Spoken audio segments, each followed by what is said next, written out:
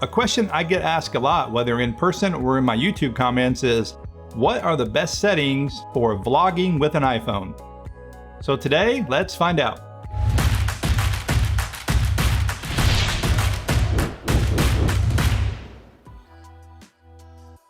Hey guys, Blake Calhoun. My channel is not a vlogging channel.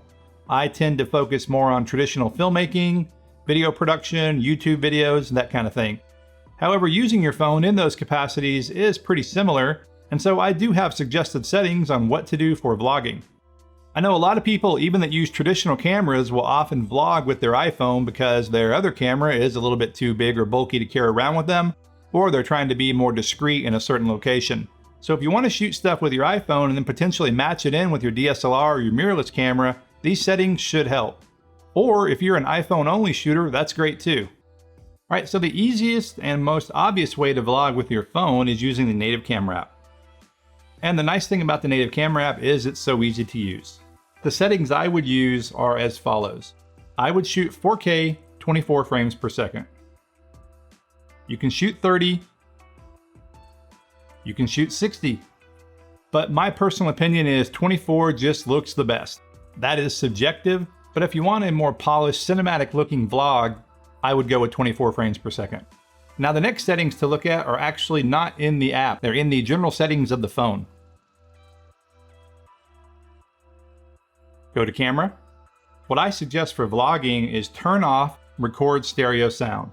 That is, of course, if you're using the built-in mic. Audio only. This is the stereo mic recording with the native camera app.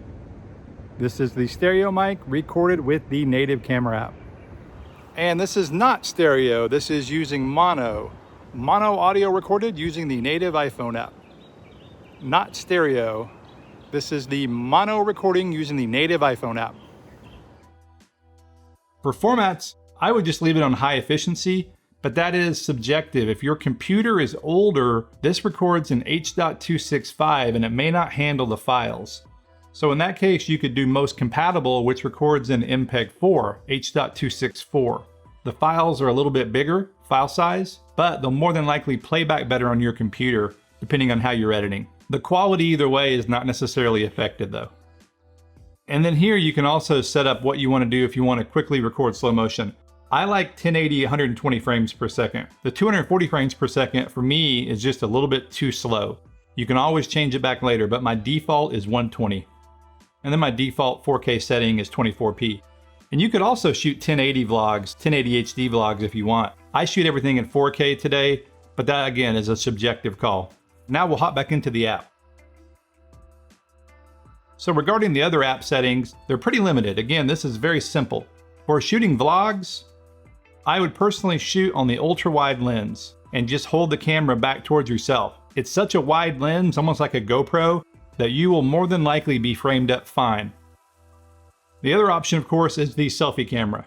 The selfie camera on the iPhone 11 is actually pretty good. Previous versions, not so much.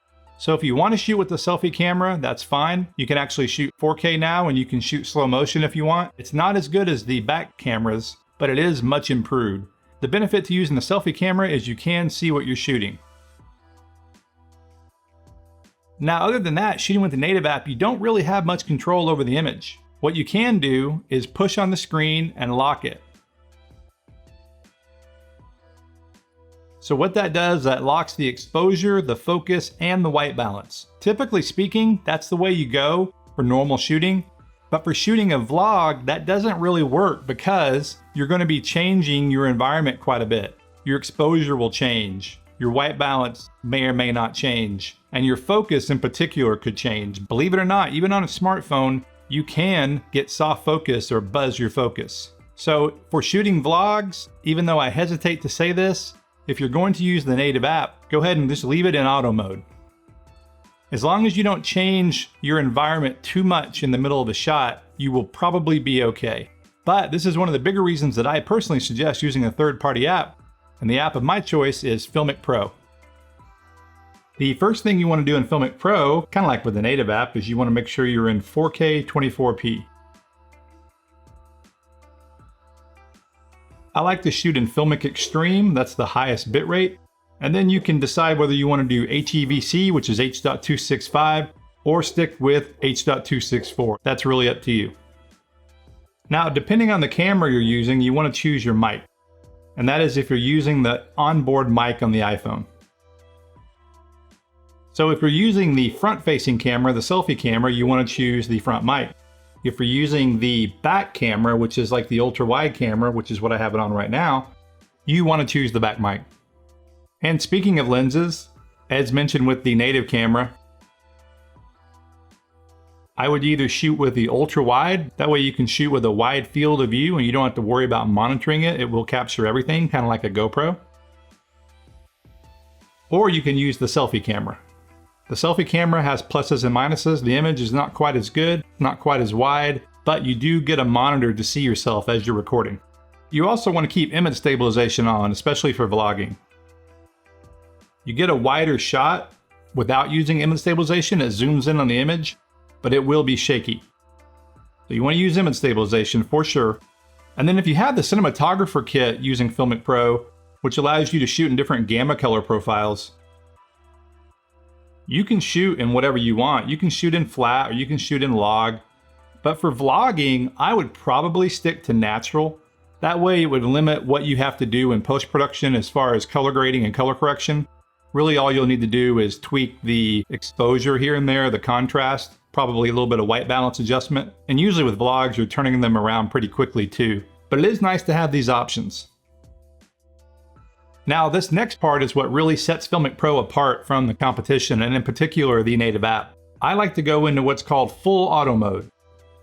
So you have the normal reticles, but if you double tap the reticles, now that is in full auto mode. And it will sample a larger portion of the screen and in the middle. That's the focus. Or you can lock it. You can do the same thing with the exposure. So now you have a larger sampling area instead of the more precise, almost spot metering with the other reticles. And you can lock that or unlock it. And so that's the beauty. You can lock or unlock these independently, unlike with the native app. What I would typically do in a vlog situation is run autofocus, and then depending on where you're shooting, I don't like the exposure to move a lot, so I would keep that locked more times than not. However, if you're really running and gunning, undo that, and you've got both. And then the other critical thing is white balance. You can run in full auto white balance. I don't recommend it though. Here's why. Smartphones in particular have very sensitive white balance. You move in any different kind of lighting situation, or the sun changes, or you go from room to room, or even just looking at the shirt you're wearing, the color temperature will change very quickly. But being that you're vlogging, you don't necessarily have time or want to set the white balance manually either. You could use a preset. Like if you're shooting outside, you could go with the daylight white balance, or if you're shooting in cloudy conditions. But what I suggest for vlogging is go into auto white balance, and that's the orange mode. It's called AUTOLOCK on record. So what this does is the white balance will change no matter where you are before you start recording. Once you start recording, the white balance is locked. That way you won't get any changes while you're actually shooting, and that is super important to create more professional looking content. And so these manual features that still allow you to shoot in auto mode for vlogging are what really set FiLMiC Pro apart, and why I think it's the best choice for vlogging on your iPhone. Now, a couple other tips you should really consider. Turn airplane mode on so you don't get unwanted interruptions like phone calls or text while you're shooting. Use an external mic to get better audio results, especially if it's windy outside. Try using a small handheld tripod for more stability. And then of course you could also set the camera down easily and continue shooting. And then this one is a biggie. If you're shooting outside in bright light, use an ND filter. This one thing alone will really improve the look of your footage. It will allow you to create better motion blur.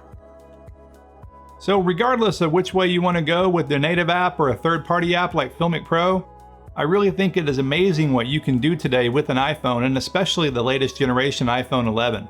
Ultimately, it's all about storytelling, but paying attention to the technical side can definitely elevate your videos and add polish to your work. Thanks for watching, guys. Please like, subscribe, and I will see you in the next video.